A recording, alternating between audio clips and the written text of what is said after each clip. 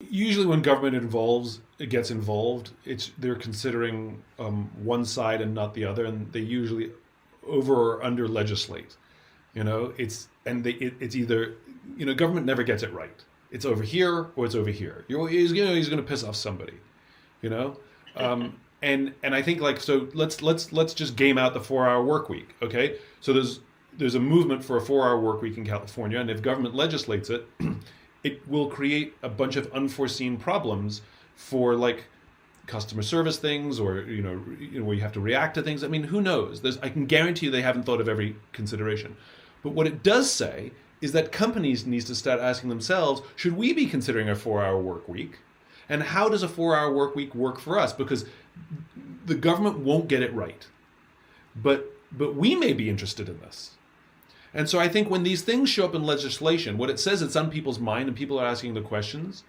And I think instead of knee-jerking and just fighting against these things, I think companies need to, leadership needs to sit down and say, should we have a 4-hour work week? How would that look for us? How would it work for us? Would it work for our kind of business?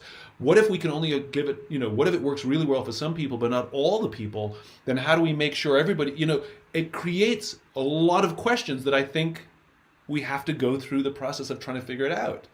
And if the answer is, we could do something, again, involve the people. Are you interested? Which then raises a whole new question, which I think is also something that's showing up in distributed workforces, is what does a full-time job mean? And older, and when I say older, I mean in age, leaders are really struggling to understand that, if you're a full-time employee and I'm giving you insurance, then you're not allowed to do anything else. But we don't know that, because we know that in the past, if you worked from 9 to 5, you can do whatever you want on your nights and weekends. You can have 15 jobs if you want, as long as you're working nights and weekends. But if it's not 9 to 5 anymore, how does that look? Can you have 2 full-time jobs? Is that wrong? And a lot of young people cannot distinguish. They're saying, you say I can do my work whenever I want. I work from home. You have no problems with my performance. What do you care when I work and where I work? So what if you're giving me insurance? Thank you very much. I do good work for you. And I can guarantee you that young people are having these conversations and they are not encumbered by sort of traditional way of working, and they have much more of a blank sheet of paper. Now, I'm not saying it's right or wrong. I'm saying that it's best to have these discussions yourself, because if you're not having the discussion yourself, then the hammer of legislation will probably come down and solve a few problems and create a bunch more. I believe legislation happens and should happen when there's massive resistance and there is something that needs to happen, and for whatever reason, companies dig in and refuse to do it.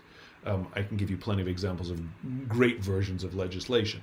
But I think when it comes to regulating what a work day looks like, I think companies need to start having serious conversations and start reimagining. It's all in flux. Everything is in the air, and there is no certainty right now. Nobody knows what the future of work is going to look like. None of us. It's like everything's being tossed up, and everybody's looking up wondering. Well, we can be a company that just waits.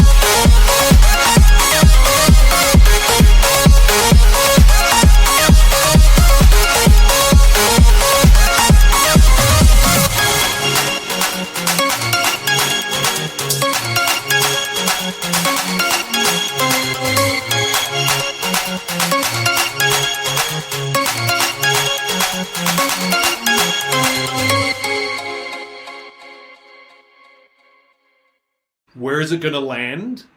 or we can be a company that's actually pioneering and innovating what the future of work could and should look like. And by the way, we're doing it with our people. We're not doing it.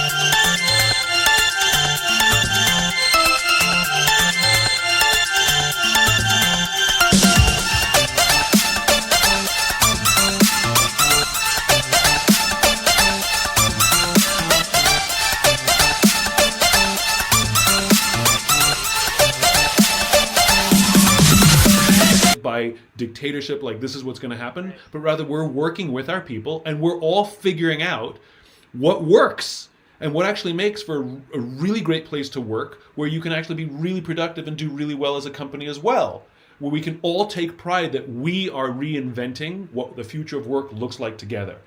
And I'd rather it to happen at a company level than at a government level.